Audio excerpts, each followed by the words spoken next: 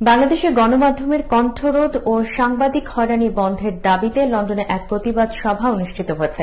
এতে যুক্তরাজ্যে কর্মরত বাংলা গণমাধ্যম কর্মী ছাড়াও মানবাধিকার কর্মীরা বক্তব্য রাখেন। শনিবার বিকালে পূর্ব লন্ডনের আলতাবাড়ি পার্কে অনুষ্ঠিত প্রতিবাদ সমাবেশে সভাপতিত্ব করেন বিশিষ্ট সাংবাদিক বীর মুক্তিযোদ্ধা আবু মুসা হাসান। সাংবাদিক জুয়েল রাজের পরিচালনায় সভায় বক্তারা বলেন, বাংলাদেশে প্রায় 2 শতাধিক সাংবাদিকের নামে মামলা হয়েছে।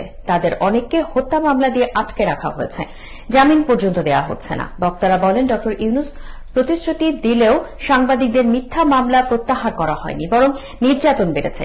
প্রতিবাদ সভায় বক্তব্য রাখেন আব্দুল আহাদ চৌধুরী, আব্দুল কাদের চৌধুরী মুরাদ, আহাদ চৌধুরী বাবু, জামাল খান, জুবাইর আহমদ, সুয়েজ মিয়া, শাহ বেলাল, নুরুন্নবী আলী, সোহাগ জাদু, নিশীথ সরকার মিঠু সহ আরও অনেকে।